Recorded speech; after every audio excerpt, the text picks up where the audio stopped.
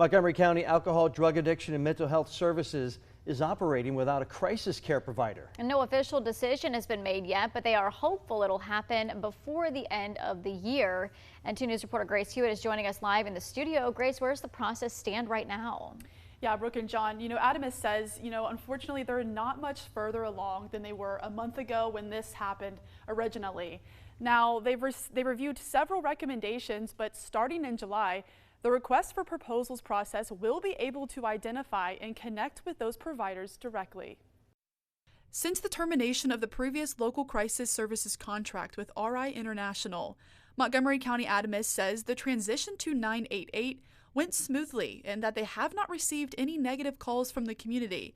Jennifer Rogers has been a part of the crisis call center and says differently. Things are going okay.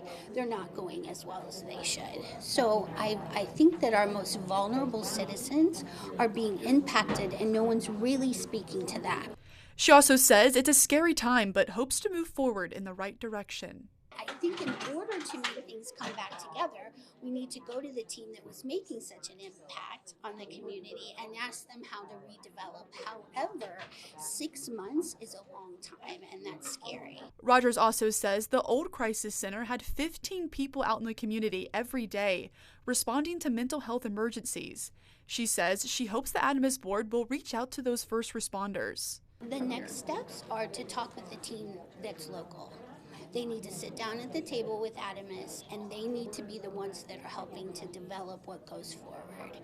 And in those 6 months, ADAMHS says they want to get back around to focusing solely on crisis services and not RI International, and that they are ready to listen and collaborate with the community on what they need. ADAMHS hopes to have the new provider no later than the end of the year. And next for the board, they will be holding multiple listening sessions for the community on what they would like to see when it comes to a community crisis system. Live in studio, Grace Hewitt, 2 News.